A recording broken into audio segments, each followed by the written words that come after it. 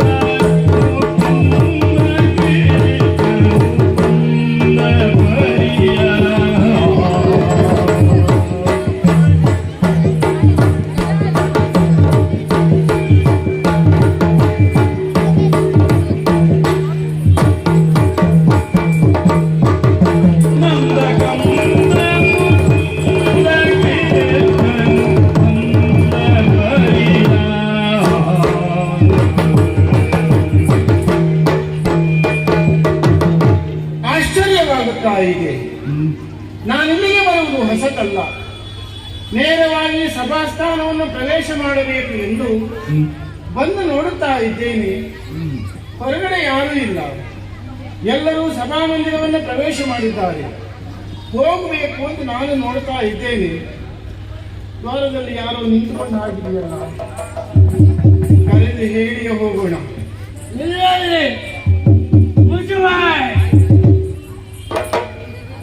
ನನ್ನ ಬಾಯಿ ಮುಚ್ಚಿದಲ್ಲ ಪುಣ್ಯಾತ್ಮ, ನಿನ್ನ ಬಾಯಲ್ಲಿ ಮುಚ್ಚು. ಮಾತನಾಡಿದರೆ ಜಾಗ್ರತೆ. ನಿವಾಸ ನಿವಾಸ ನಿನ್ನೆ ಸರಿ ಇದ್ದ, ನಿನ್ನೆಯವರೆಗೆ ಸರಿ ಇದ್ದವು. ಇವತ್ತು ಇವನ ಮೈ ಮೇಲೆ ಬೇರೆ ಯಾರಾದ್ರೂ ಬಂದಿದ್ದಾರೆ ಹೀಗೆ? ಒಡೆಯ ಮೈ ಮೇಲೆ ಎಂತದ್ದು ಬಂದಿದ್ದಲ್ಲ ಒಡೆಯ. ನಾನು ಹೇಳಿದ ಮಾತು ನಿನ್ನದಲ್ಲ ಒಡೆಯ, ನನಗೆ ಆಡಿಸುತ್ತು. ಅದೇ ಹೇಳು. ಹೌದು ಒಡೆಯ. ತಾವಾಗಿ ಆಡಿದರೆ ಅವರು ಆಡಿದರು. ಹೌದು ಒಡೆಯ. ನಿಮ್ಮೊಳಗೆ ಹೋಗಿ ಇನ್ನೇನಾದ್ರೂ ಆಡಿದ್ರೆ ಅದು ಬೇರೆಯವರು ಆಡಿಸಿದ್ದು ಅಂತ. ನಿನಗೆ ಏನಾಯ್ತು? ನಿಮ್ಮ ಅಣ್ಣ ಇದ್ದಾನಲ್ಲ ಬಲರಾಮ, ಇರ್ಬಾರ್ದ? ಏನು ನನ್ನ ಅಣ್ಣನ ದಿನದೇನೋ? ಆಗಲ್ಲ ಒಡೆಯ, ಇವತ್ತು ಇದ್ದಿಲ್ಲಲ್ಲ. ಹೌದು, ನಿನಗೀಗ ಸತ್ಯ ನನ್ನ ಪರಿಚಯ ಆಯ್ತು. ಆಯಿತು ಒಡೆಯ. ನನ್ನ ಗಂಡನಾಗಿರುವಂತಹ ಸುಂದರ ನಮಸ್ಕಾರ ಮಾಡ್ತಿದ್ದ ಒಡೆಯ. ಮೊದಲು ಬೈದದ್ದು ಯಾಕೆ? ಅದು ನಾನು ಆಡೋದಲ್ಲ, ನಿಮ್ಮ ಅಣ್ಣನಾದ ಬಲರಾಮ ಹೀಗೆ ಹೇಳುವಂತ ನನಗೆ ಜಾಗ್ರತೆಯನ್ನು ಮಾಡಿ. ಓ, ಸಂಕ್ರಮಣ ಮೈ ಮೇಲೆ ಬಂದದ ನಿಮಗೆ? ಹೌದು ಒಡೆಯ. ಹಾಗಲ್ಲ, ಸಂಕರ್ಷಣ ಮೈ ಮೇಲೆ ಬಂದದ್ದು. ಹೌದು ಒಡೆಯ. ಅವರು ಆಡಿದ ಮಾತು ಏನೆಂದು? ಅವರನ್ನು ಅಲ್ಲೇ ತಡೆದು ನಿಲ್ಲಿಸು, ಹಾ, ಒಳಗೆ ಬಿಟ್ಟರೆ ಜಾಗ್ರತೆ, ಹಾ, ಕೆಲಸವನ್ನು ತೆಗಿತೇನೆ ಬಾಕಿ ಕೊಲ್ಲುತ್ತೇನೆ ಎಂದು ಒಡೆಯ. ಅದರಿಂದ ದಯವಿಟ್ಟು ಒಳ ಮಾತ್ರ ಹೋಗಬೇಡಿ ಒಡೆಯ. ಯಾಕೆ ಏನು ಎಂಬುವುದಿಲ್ಲ, ಕೊಲ್ತಾರೆ. ಅದು ಅವನಲ್ಲೇ ತಿಳ್ಕೊಳ್ಬೇಕು ಒಡೆಯ. ನಿನಗೆ ಕೆಲಸ ಹೋಗ್ತದೆ. ಇದು ಕೇಳುವುದು ನಮ್ಮ ಅಣ್ಣ ತಮ್ಮಂದಿರ ವಿಚಾರ. ಅಣ್ಣನದು ನಿನಗೆ ಪೂರ್ಣ ಗೊತ್ತಿದೆ, ಹೌದು. ನನ್ನ ಬಗ್ಗೆ ನಿಮಗೆ ಗೊತ್ತಿಲ್ಲ. ಹೌದು. ಈ ಅಣ್ಣ ಬೆಳಗ್ಗೆ ಹೇಳಿದ್ದ ಮಧ್ಯಾಹ್ನ ಹೇಳಿ, ಬೆಳಗ್ಗೆ ಹೇಳೋದು. ಯಾಕಂದ್ರೆ ಸಂಜೆ ಹೊತ್ತಿಗೆ ಹೇಳಿದ್ರೆ ನಂಬುವುದು ಕಷ್ಟ ಆಗುತ್ತೆ. ಹೌದು ಒಡೆಯ, ನನಗೆ ಅನುಭವ ಆಗಿದೆ ಒಡೆಯ. ಒಟ್ಟಿಗೆ ಇದ್ರ ಹೌದು, ಕೆಲವು ಬರೀದೆ ಒಡೆಯ. ತೊಂದರೆ, ನನ್ನ ಆಕ್ಷೇಪ ಇಲ್ಲಪ್ಪ.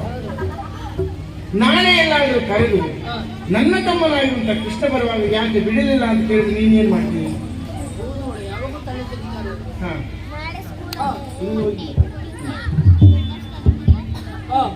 ಆದ್ದರಿಂದ ಹೋಗಿ ಹೇಳು ಕೃಷ್ಣ ಬಂದಿದ್ದಾನೆ, ಒಳಗೆ ಬರ್ತಾನೆ ಅಂತ. ಒಂದು ವೇಳೆ ನಾನು ಹೋದ್ರೆ ನನ್ನ ತಲೆ ತೆಗೆದು ಒಡೆಯ, ನನಗೆ ಒಡೆಯ. ನೀನ್ ಯಾಕೆ ಚಿಂತೆ ಮಾಡ್ತೀಯ? ನಾನಿದ್ದೇನಲ್ಲ. ಒಡೆಯ, ನಿನ್ನ ಹೆಂಡತಿ ಮಕ್ಕಳನ್ನು ಏನೋ ಎಲ್ಲರೂ ನನ್ನ ಭಗವಂತ ಎಂದು ಕರೆಯುತ್ತಾರೆ. ಹಾಗೆ ಹಾಗೆ ಎಲ್ಲರೂ ನನ್ನನ್ನು ನಂಬಿದ್ದಾರೆ. ಹಾ, ಗೋವಿಂದ ಎಂದು ನನ್ನನ್ನು ಕರೆದ ಮೇಲೆ ನಾನು ಅವರ ರಕ್ಷಣೆ ಮಾಡದೇ ಇರ್ತೇನೆ. ಹೌದು. ಕೇವಲ ನಿನ್ನ ಹೆಂಡತಿಗಲ್ಲ, ಹಾ, ಪ್ರಪಂಚದ ಎಲ್ಲಾ ಮಂಗಳಾಂಗಿಯರು ಕೃಷ್ಣನನ್ನೇ ದೇವರು ಎಂದು ಒಪ್ಪಿದವರು, ಹೌದು. ಜಗದ ಪತಿ ಎಂದು ಭಾವಿಸಿದವರು. ಹಾ, ನಾನು ನೋಡ್ಕೊಳ್ತೇನೆ ಹೋಗು. ಹೋಗ್ತೇನೆ ಒಡೆಯ. ಹಾ. ಆದ್ರೆ ನೀವು ಮಾತ್ರ ಜಾಗ್ರತೆಯಿಂದಿರಿ. ಹಾ. ಅಲ್ಲಿ ಮಾತ್ರ ಬರಬೇಡಿ ಒಡೆಯ, ಕೆಲಸ ಹೋಗ್ತದೆ. ಅಲ್ಲಿಗೆ ಬರುವುದಿಲ್ಲ, ಹಾ. ನಾನು ಇಲ್ಲೇ ಇರ್ಬೇಕಾ? ಇಲ್ಲ ಇದ್ರು ಬಹಳ ಒಳ್ಳೇದು ಒಡೆಯ. ನಿನ್ನ ಕೆಲಸ ನಾನು ಮಾಡ್ಬೇಕಾ? ಹಾಗಲ್ಲ ಒಡೆಯ, ಹಾ. ನೀವು ಇಲ್ಲಿ ಇದ್ರೆ ಒಬ್ರು ಜನ ಇದ್ದಾರೆ ಅಂತ ಭಾವಿಸ್ತಾರೆ ಒಡೆಯ. ಖಂಡಿತ. ಆ ರೀತಿ ಒಡೆಯ.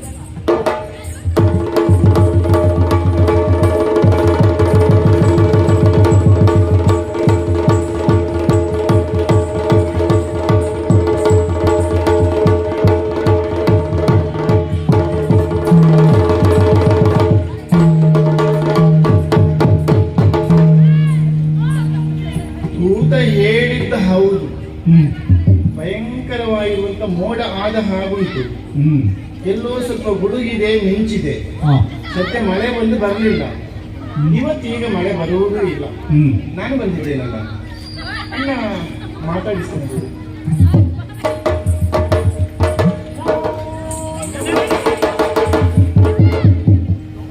ಅಣ್ಣ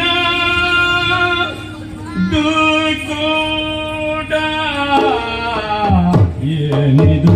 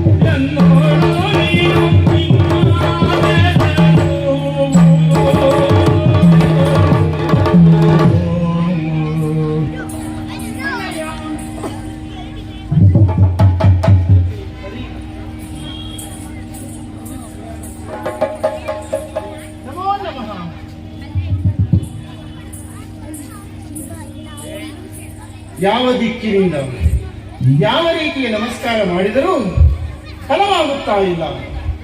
ಯಾಕೆ ಅಣ್ಣಯ್ಯ? ಏನೋ ಒಂದು ರೀತಿಯ ದುಗುಡ ನಿನಗೆ. ಈ ಮಕ್ಕಳೆಲ್ಲ ಅವರಷ್ಟಕ್ಕೆ ಅವ್ರು ಮಾತಾಡ್ತಾರೆ ಅಂತ ನಿನಗೆ ಬೇಸರವಾ? ಇಲ್ಲ ಅಣ್ಣ, ಕೃಷ್ಣನನ್ನು ಕಂಡ ಹಾಗೆ ಎಲ್ಲ ಅವರಷ್ಟಕ್ಕೆ ಅವ್ರು ಮಾತಾಡುವುದು, ಅದು ತಪ್ಪು ಅಂತ ಹೇಳಲಿಕ್ಕೆ ಆಗುವುದಿಲ್ಲ. ಅಣ್ಣಯ್ಯ, ಈ ವಿಚಾರದಲ್ಲಿ ನೀನು ದುಗುಡವನ್ನು ತಡೆಯದಿಲ್ಲ. ನೀನು ದುಗುಡವನ್ನು ತಡೆದರೆ ಏನಾಗ್ತದೆ? ನಿನ್ನ ನೋಡ್ಲಿಕ್ಕೆ ಆಗುವುದಿಲ್ಲ. ಮೊದಲೇ ನೋಡ್ಲಿಕ್ಕೆ ಆಗುವುದಿಲ್ಲ ಅಂದ್ರೆ ಯಾವಾಗ ಕೋಪದಲ್ಲಿ ಇರುವುದಲ್ವಾ?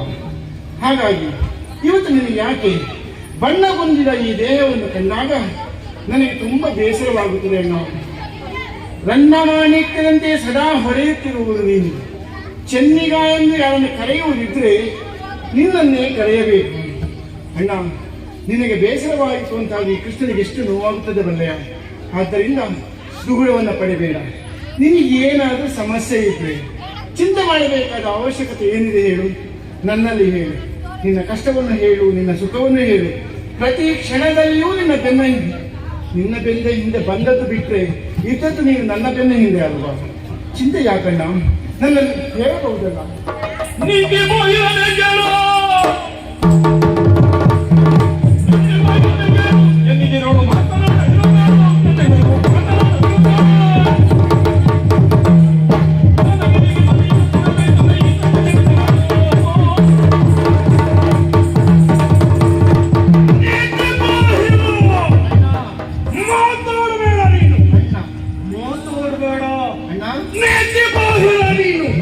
ಮಾಡುವ ಕೆಲಸ ಒಂದ ಎರಡು ಜಗವಂತ ಇಲ್ಲಿಗೆ ಯಾಕೆ ನನ್ನ ಬೆನ್ನ ಹಿಂದೆ ಬಿದ್ದೆಯೋ?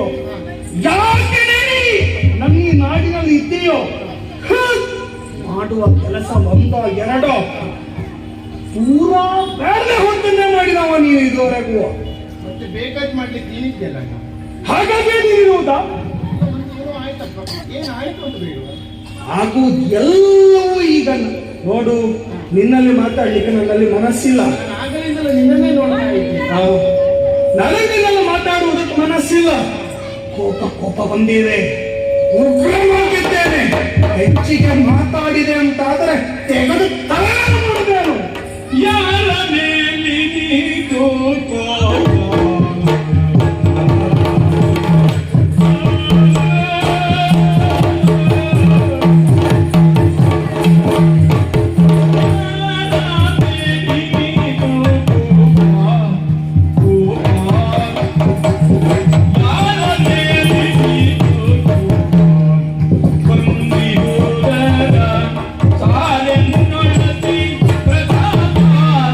ಬಂದಿ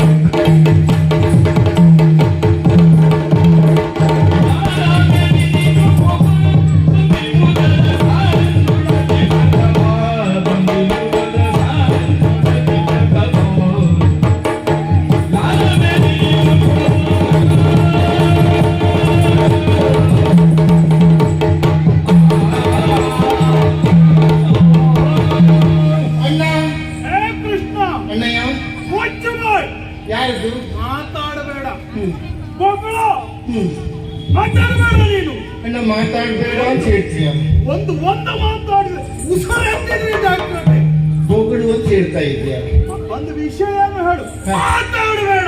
ಅದು ಅಣ್ಣ ನಿನಗೆ ಇಷ್ಟು ಬಿಸಿಯಾಗಿದ್ದು ಗೊತ್ತೇ ಇಲ್ಲ ಅಣ್ಣ. ಏನು? ದೇಶ ನಾಯಕನಾಗಿರುವಂತಹ ನಿನಗೆ ಕೋಪ ಬರಬೇಕು. ಕೋಪ ಎಷ್ಟರ ಮಟ್ಟಿಗೆ ಬರಬೇಕು? ಅವರ ದೇಹದ ಮೇಲೆ ಪರಿಣಾಮ ಬೀರುವಷ್ಟು ಕೋಪ ಬರಬಾರದು. ಅದು ಅವರ ಆರೋಗ್ಯಕ್ಕೆ ಹಾಳು. ಅವರ ಆರೋಗ್ಯಕ್ಕೆ ಹಾಳು ಅಂತ ಹೇಳುವ ನೀನಿದ್ದೀಯಲ್ಲ. ನಾನು ಅದಕ್ಕೆ ಕೋಪವೇ ಮಾಡಿಕೊಳ್ಳುವುದಿಲ್ಲಲ್ವ? ಏನೇ ಆಗಲಿ ಕೋಪವೇ ಇಲ್ಲ ನನಗೆ. ಬೇರೆಯವರ ಕೋಪವನ್ನು ಕಡಿಮೆ ಮಾಡುವುದು ನಾನು.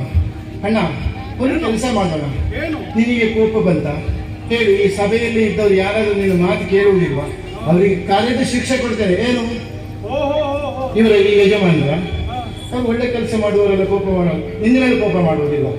ಇನ್ನೇನಾದ್ರೂ ಸ್ವಲ್ಪ ಅವ್ರ ಮೇಲೆ ಕೋಪ ಬೇಡ. ಕೋಪ ಇಲ್ಲ ನಿನ್ನ ಮೇಲೆ. ಸರಿ ಮಾಡಿದ್ರೆ ಸರಿ ಅಷ್ಟೇ. ತಪ್ಪಿತಸ್ಥರನ್ನ ನಾನು ತೋರಿಸಬೇಕು. ಈ ಮಕ್ಕಳ ಮೇಲೆ ಕೋಪವ? ಅವರು ನಿನ್ನನ್ನೇ ಸರಿ ಹಿಡಿದಿದ್ದಾರೆ.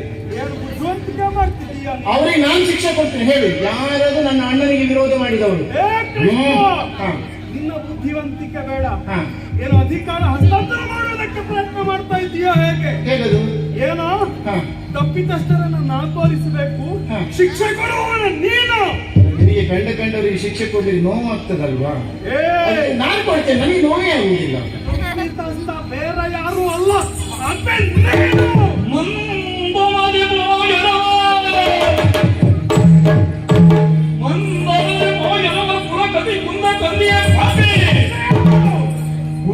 ಕುಂದ ತಂದೆಯ ಪಾಪಿ ನಿಮ್ಮನೆಂದು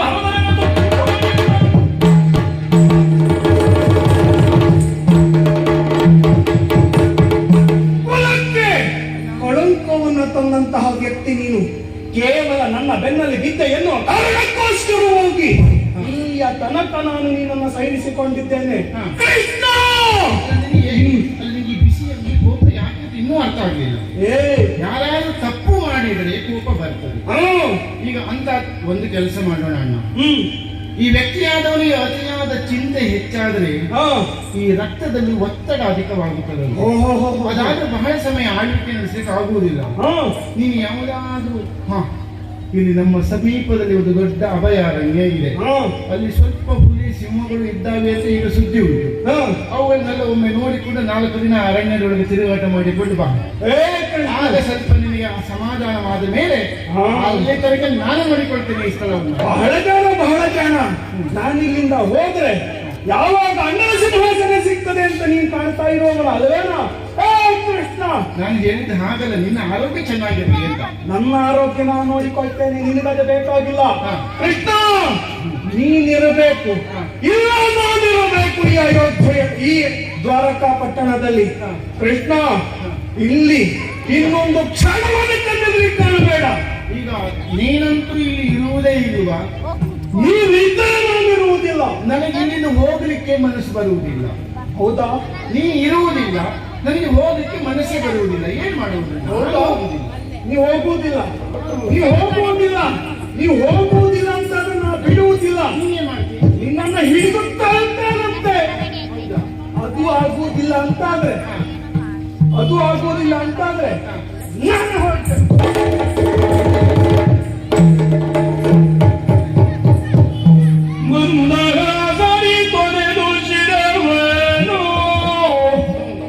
ಮಂದಹಾಸರಿ ಕೊನೆದು ಶಿರವನು ಬಂದಿಹುದು ಮದ ಗರ್ವವೀನೆಯೇ. ಬಂದಿಹುದು ಮದ ಗರ್ವವೀತೆಯೇ ಚಂದವಾದುವೆಂದ ಬೇಡಿದ ಆತ್ಮಗತನಾಗಿ.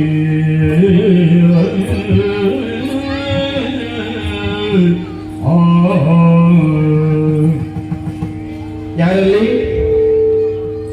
ಯಾಕೆ ಅಣ್ಣ ಇಲ್ಲ ಇಲ್ಲಿ, ಹಾಗಾಗಿ ನಾನು ಕೇಳಿದೆ ಯಾರಲ್ಲಿ ಅಂತ. ಹೆಚ್ಚಿಗೆ ಮಾತಾಡಬಾರ್ದು. ನಾವಾಡುವ ಮಾತುಗಳನ್ನು ಕೇಳಿಸಿಕೊಳ್ಳಬೇಕು. ಇಲ್ಲದಿದ್ದರೆ ಬಲರಾಮನಿಗೆ ಬೇಸರವಾಗಿ ಸಭಾತ್ಯಾಗ ಮಾಡಿಬಿಟ್ಟ. ನನ್ನ ಮೇಲೆ ಬೇಸರವಾಗಿದ್ದಲ್ಲ, ಮಾತಾಡುವ ನಿಮ್ಮನ್ನು ಕಂಡಿರಬೇಕು. ಅಣ್ಣ ತಮ್ಮ ಹೇಗಿರಬೇಕು? ಕೃಷ್ಣ ಬಲರಾಮರ ಹಾಗೆ ಇರಬೇಕು. ಒಂದೇ ಕುಟುಂಬದಲ್ಲಿ ಏನಾದ್ರೂ ಜಗಳ ಆಗುತ್ತದೆ ಎಂದು ಗೊತ್ತಾದ್ರೆ ಒಬ್ಬರು ಮನೆ ಬಿಡ್ಬೇಕು, ಮತ್ತೆ ಮನೆಗೆ ಬರ್ಬೇಕು. ಸರಿ ಆಯ್ತಲ್ಲ, ಜಗಳವೇ ಇಲ್ಲ. ಅಹಂಕಾರ ಎಂದು ಇವನಿಗೆ ಹೆಸರು. ಮನೋಗತನಾಗಿ ಯೋಚನೆಯನ್ನು ಮಾಡಿದ್ದೇವೆ, ಸರಿ ಮಾಡಬೇಕಾದ್ರೆ ಕಾಲ ಎನ್ನುವುದು ಅನುಕೂಲವಾಗಿ ಬರಬೇಕು.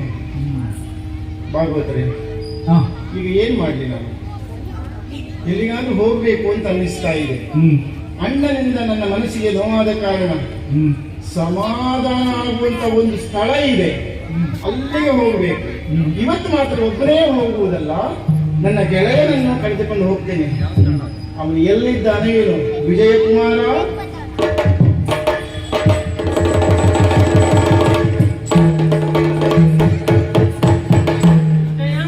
ಕುಮಾರ ವಿಜಯ. ನೀನು ನನ್ನನ್ನು ಕರೆದ ಹಾಗಾಯ್ತು, ಅದರಿಂದ ಬಂದೆ. ಕರೆದ ಹಾಗಾಗಿದ್ದಲ್ಲ, ಕರೆದದ್ದೇ. ಸತ್ಯ. ಖಂಡಿತ. ಹಾ, ತುಂಬಾ ಮನಸ್ಸಿಗೆ ಬೇಸರವಾಗಿದೆಯಪ್ಪ. ಯಾಕೆ? ಯಾಕೆ ಅಂತ ಹೇಳಿದ್ರೆ, ಹಾ, ಅಣ್ಣನ ಸಭೆಗೆ ಹೋದಾಗ ಅಪಮಾನವಾಯಿತು, ಆತ ಮಾನಿಸಲಿಲ್ಲ. ಹಾಗಾಗಿ ಹಾ, ನನಗೆ ಮನಸ್ಸಿಗೆ ಸಮಾಧಾನ ಆಗಬೇಕು ಅಂತ ಆದ್ರೆ ಹೆಂಡತಿ ಮನೆಗೆ ಹೋದ್ರೆ ಸರಿ ಆಗ್ತದೆ. ಹೌದಾ? ನಾನು ಬರ್ತೇನೆ ಕೃಷ್ಣಯ್ಯ. ಅಲ್ಲ, ಈಗ ನನ್ನ ಹೆಂಡತಿಯ ಮನೆಗೆ ನಾನು ಹೋಗ್ತೇನೆ ಅಂತ ಹೇಳಿದ್ರೆ ನೀವು ಯಾಕೆ ನರ್ತಿಸುವುದು ಹೀಗೆ? 3 ತಿಂಗಳಾಯ್ತು ಕೃಷ್ಣ, 8 ತಿಂಗಳಾಯ್ತು ನಾನು ಬರ್ತೇನೆ. ಹೆಂಡತಿ ಮನೆ ಬಿಟ್ಟ, ಹೆಂಡತಿಯನ್ನು ನೀರು ಬಿಟ್ಟ 3 ತಿಂಗಳಾಗಿದ್ದು. ಹೆಂಡತಿ ಮನೆ. ಹೌದಾ? ಅಲ್ಲ ಕೃಷ್ಣಯ್ಯ, ಅಲ್ಲ. ಹಾ. ಜನಸಾಮಾನ್ಯರೆಲ್ಲ ಹ್ಮ್. ಒಂದು ಹೆಂಡತಿ ಹಾ. ಅಥವಾ 2, ಹ್ಮ್. ಬಹುತೇಕ 3, ನಿನ್- ಜಾಸ್ತಿ ಇರ್ಲಿಕ್ಕಿಲ್ಲ. ಅದಕ್ಕಿಂತ ಹೆಚ್ಚಿಗೆ ಅನುಭವ ನಿನಗಿಲ್ಲ. ಇಲ್ಲ, ಹಾ. ಅವರು ನಿಖರವಾಗಿ ಹೇಳೋದು ಯಾವ ಹೆಂಡತಿ ಮನೆಗೆ ಹೋಗ್ತಾನೆ ಅಂತ. ಹಾ. ಆದ್ರೆ ಈಗ ಇನ್ನೆಷ್ಟು 14,000 ಏನೋ ಹೇಳ್ತಾ ಇದ್ರು. ಹಾ. ನೀನು ಯಾರ ಮನೆ ಹೋಗ್ತಾ ಇದ್ದೆ ಅಂತ ನನಗೆ ಬಂದಲ್ಲ. ಎಷ್ಟೇ ಸಾವಿರ ಸಂಖ್ಯೆಯಲ್ಲಿ ನನ್ನ ಹೆಂಡತಿಯರಿದ್ರು, ಹಾ, ಯಾರು ಯಾವಾಗ ನನ್ನನ್ನು ಬಯಸುತ್ತಾರೋ ಆಗ ಅಲ್ಲಿ ನಾನು ಪ್ರಕಟಗೊಳ್ಳುತ್ತೇನೆ. ಹಾ, ಆಗ ಹೋಗುವುದು ನನ್ನ ಮನಸ್ಸಿಗೆ ಬಂದವರ ಮನೆಗೆ ಮಾತ್ರ. ಯಾರ ಮನೆ? ಇವತ್ತು ಸತ್ಯಭಾಮಾದೇವಿಯ ಮನೆಗೆ ಹೋಗುವುದು. ಸತ್ಯಭಾಮ ಮನೆಗೆ. ಹಾ. ನಾನು ಬರ್ತೇನೆ ಕೃಷ್ಣಯ್ಯ.